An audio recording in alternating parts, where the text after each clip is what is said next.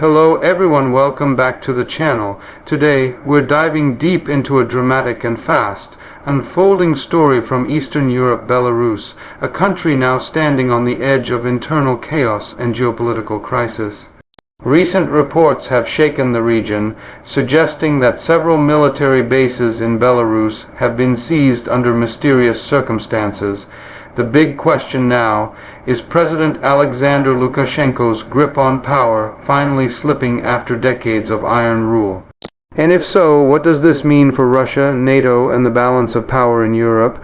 Let's break it down step by step. For years, Belarus has been one of Russia's most loyal allies, often described as Moscow's junior partner. Lukashenko, who has ruled the country since 1994, has maintained his position through a mix of repression, propaganda, and political maneuvering.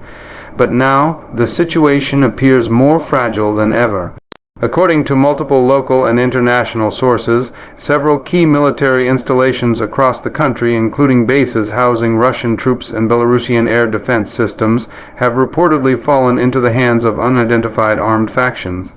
The government has called it sabotage, while opposition figures describe it as the beginning of the end. The first reports of military unrest came from the western regions of Belarus, near the borders with Poland and Lithuania. Residents reported hearing explosions and gunfire late at night. Not long after, communication networks in those areas were disrupted. Satellite imagery showed unusual military activity, with armored vehicles moving without official markings. For a country that has prided itself on control and stability, this was a stunning development. The Lukashenko regime quickly went into damage control. State TV dismissed the events as training exercises and Western disinformation. Yet, social media videos, despite heavy censorship, tell a different story. Clips appear to show armed groups seizing weapons depots, raising unknown flags, and claiming allegiance to what they call Free Belarus forces. Whether these are defected soldiers, opposition militias, or foreign-backed units remains unclear. But one thing is certain: Lukashenko's monopoly on military power is being challenged for the first time in decades. This crisis didn't appear out of thin air. For months, tensions have been building inside Belarus. Economic troubles have deepened as Western sanctions take a toll, and Russia's war in Ukraine has dragged Belarus into the global spotlight.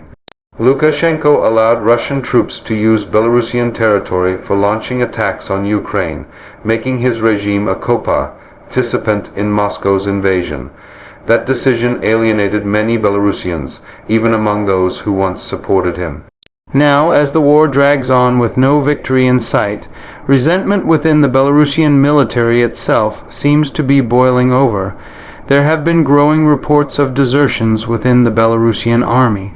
Young officers, especially those who refuse to fight in Ukraine, have quietly disappeared, fled abroad, or joined underground resistance groups. These movements have long operated in secrecy, but recent events suggest they are becoming more organized and coordinated. If the seizure of military bases is their doing, it could mark the beginning of a full-scale internal rebellion.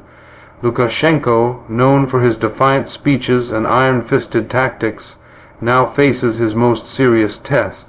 He has reportedly ordered full mobilization of loyal units, and Russian advisors have been flown in to assist in restoring control.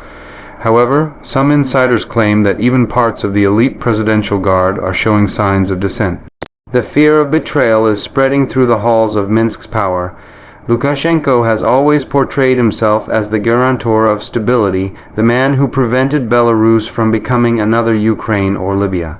But ironically, it's his own dependence on Moscow that may now be his undoing. The Kremlin is watching closely. For Putin, Belarus is not just an ally, it's a strategic buffer between Russia and NATO. Losing control over Minsk would be a nightmare scenario. Reports indicate that Russian special forces have been deployed to secure key assets, including airfields and communication centers.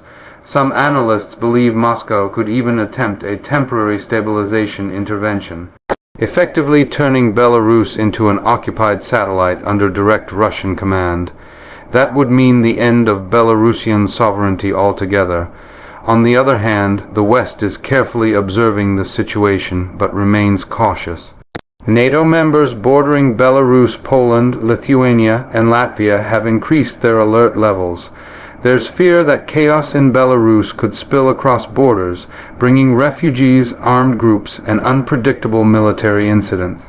Western intelligence agencies are also trying to determine whether these seizures are a genuine domestic uprising or a covert Russian operation designed to justify further intervention. Inside Belarus, the public mood is one of confusion and fear. Ordinary citizens have endured decades of propaganda and repression, but now they face uncertainty unlike anything before. Supermarkets are seeing panic buying, ATMs are running out of cash, and rumors of martial law are spreading. The internet is tightly censored, yet Telegram channels and VPN users continue to leak information. These citizen journalists are now the main source of updates from the ground, bypassing the state's blackout. The opposition, led in exile by Svetlana Tsikhanouskaya, has called this a critical moment in Belarusian history. In a statement, she urged soldiers and police to stand with the people, not the dictator. Her movement, which was brutally suppressed after the 2020 elections, now sees a new chance to challenge the regime. Many exiled activists believe that this unrest could spark a new wave of protests, if not outright revolution. But the situation remains extremely volatile. Lukashenko's regime is known for its ruthless efficiency in crushing dissent. In the past, even small protests were met with mass arrests, torture, and intimidation. Yet this time, it's not unarmed civilians he's facing, it's armed and trained units that may include defectors from his own military. The use of force could escalate rapidly into open civil conflict. There's also an information war underway.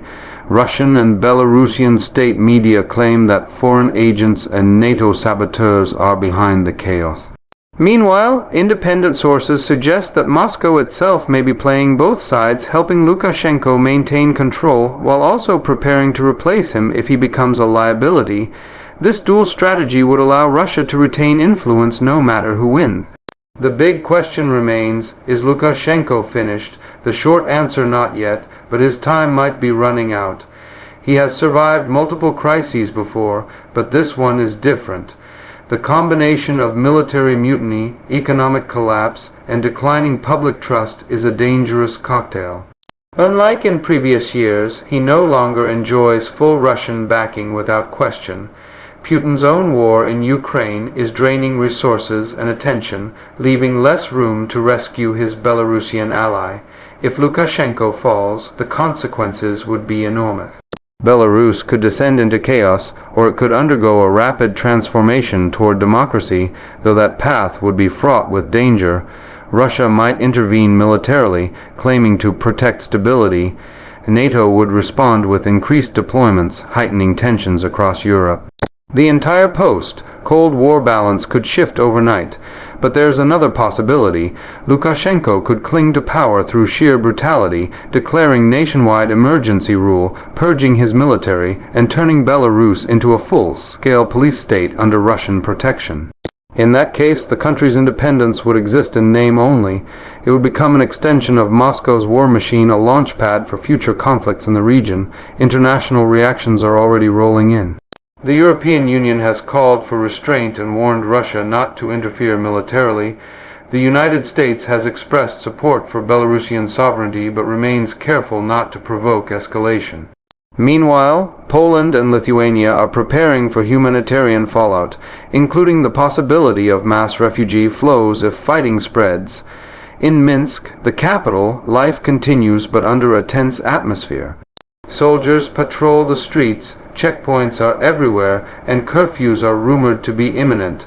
Government buildings are fortified, and Lukashenko has reportedly moved to a secure underground command center. Opposition sources claim he may even be preparing for evacuation. The symbolism is striking. The man who once mocked others for fleeing their capitals may now be hiding from his own people. As this crisis unfolds, one thing becomes clear: Belarus stands at a crossroads. The old system of authoritarian control, sustained by fear and Moscow's money, is crumbling under its own weight. The people of Belarus, long silenced, are watching history unfold, wondering whether this chaos will finally bring them freedom or plunge them into deeper darkness. The next few weeks will be crucial.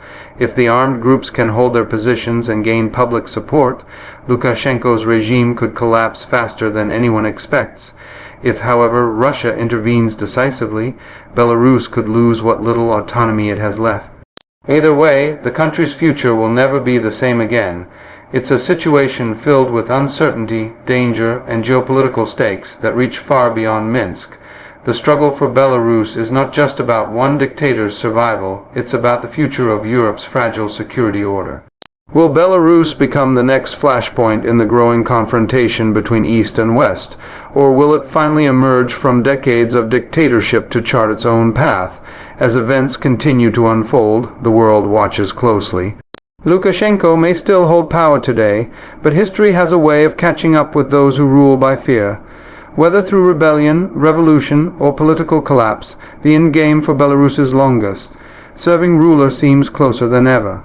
Stay tuned, because what happens in Belarus won't stay in Belarus. It could reshape the map of Europe, redefine Russia's influence, and determine how far authoritarian regimes can go in the 21st century before the people rise up to reclaim their future. And that's all for today's deep dive into this fast-moving crisis. If you found this breakdown informative, make sure to like, share, and subscribe for more updates on global affairs and major political developments. This story is still developing, and we'll be following it closely as new information comes to light. Thank you for watching, and see you in the next one.